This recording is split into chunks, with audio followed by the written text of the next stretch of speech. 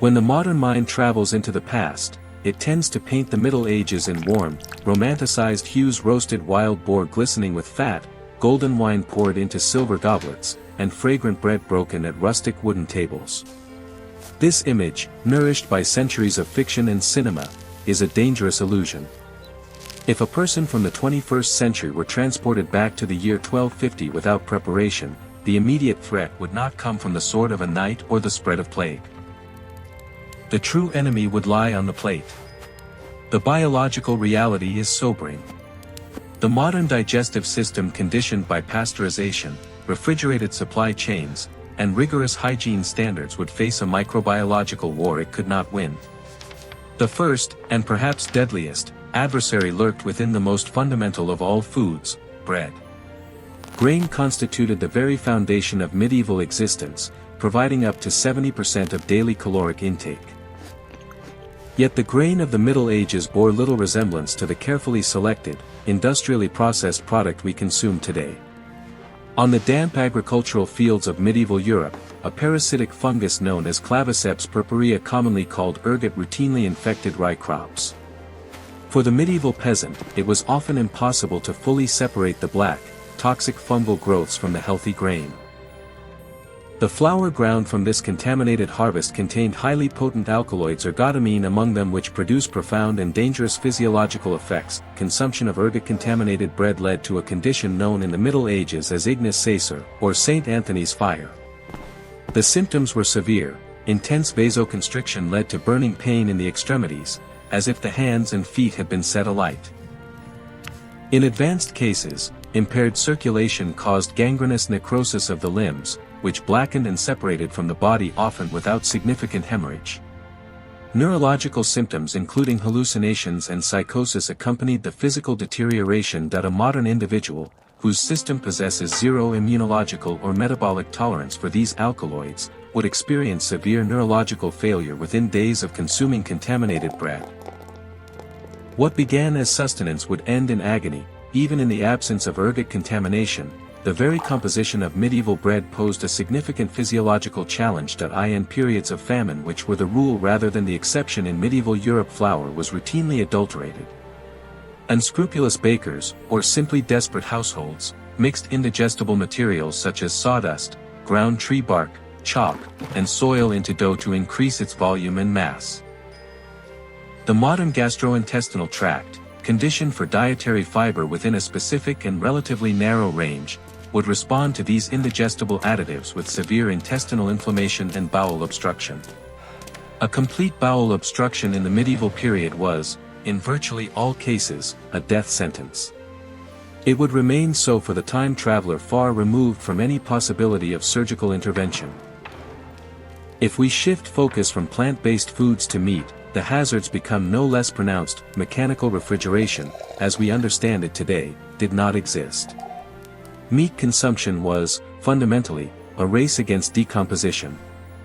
From the moment an animal was slaughtered, the process of bacterial decay commenced. To slow this process, or more accurately, to mask its sensory evidence, preservation techniques were employed that are acutely toxic to the modern organism. Curing was the most common method.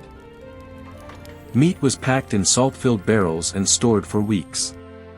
The sodium content of this preserved meat was astronomically high, a level that was manageable for the medieval laborer who sweated profusely through sustained physical exertion.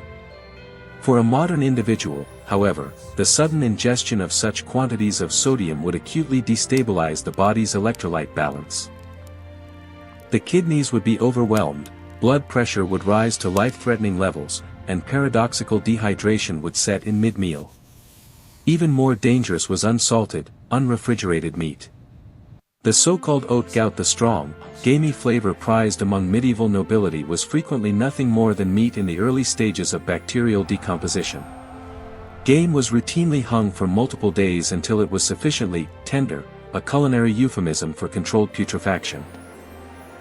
Medieval cooks attempted to mask the odor and taste of spoilage with expensive imported spices, pepper, cinnamon, and cloves, which served simultaneously as flavor enhancers, crude antimicrobials, and sensory masking agents. But spices do not neutralize all bacterial toxins. The anaerobic bacterium Clostridium botulinum, the causative agent of botulism, found ideal conditions in poorly smoked sausages and insufficiently heated stews. While the medieval population may have developed a degree of relative resistance to specific endemic pathogens or simply experienced a higher baseline mortality rate as a consequence, the modern immune system carries no immunological memory of these organisms.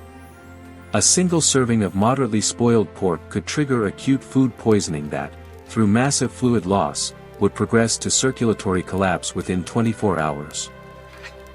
An often overlooked hazard of the medieval kitchen was the cookware itself.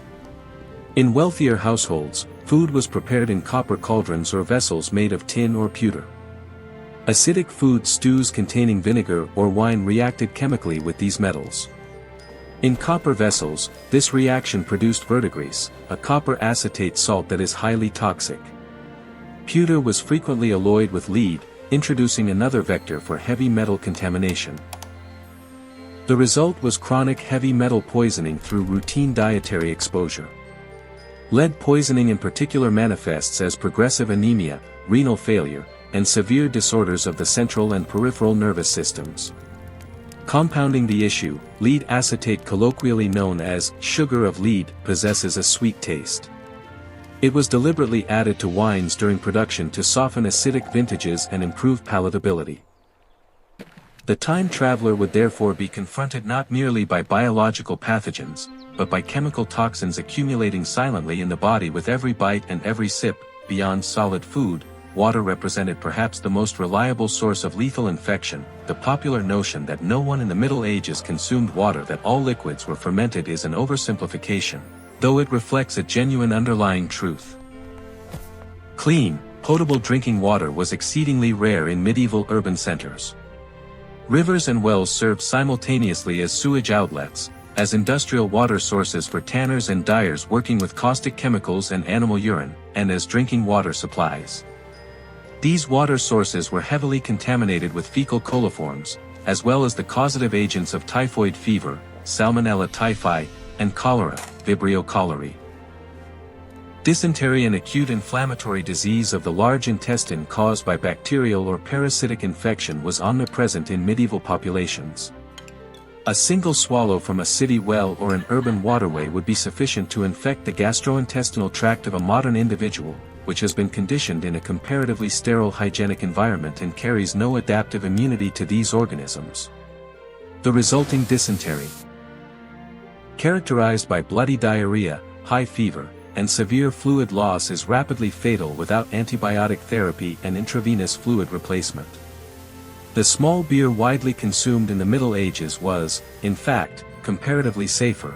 The brewing process required boiling the water, eliminating many pathogens.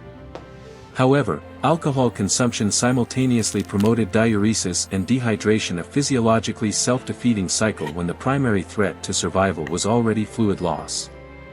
Even setting aside the immediate dangers of pathogens and chemical toxins, the macronutritional and micronutritional composition of the medieval diet would cause progressive systemic deterioration in a modern individual. The medieval diet was intensely seasonal and monotonous. Throughout the winter months, sources of vitamin C were virtually absent. Scurvy caused by ascorbic acid deficiency was not confined to maritime populations. It was common among rural communities during the late winter season, manifesting as gingival hemorrhage, the reopening of previously healed wounds, and profound fatigue. Among the nobility, the opposite pathology prevailed. Meat, wine, and refined sugar were consumed as markers of status and wealth. This purines-rich diet promoted elevated serum uric acid levels, resulting in the painful deposition of urate crystals in the synovial joints, a condition we now diagnose as gout. A modern individual, whose dietary physiology depends on the consistent availability of a broad spectrum of vitamins and minerals, would undergo rapid physical deterioration. The resulting immunosuppression from malnutrition would then further compromise the body's already inadequate defenses against bacterial infection. There is an additional irony here. The dominant medical framework of the era, humoral pathology, derived from Galenic medicine, actively discouraged the consumption of raw fruits and vegetables. It was believed that uncooked produce cooled the internal humors and promoted putrefaction within the stomach.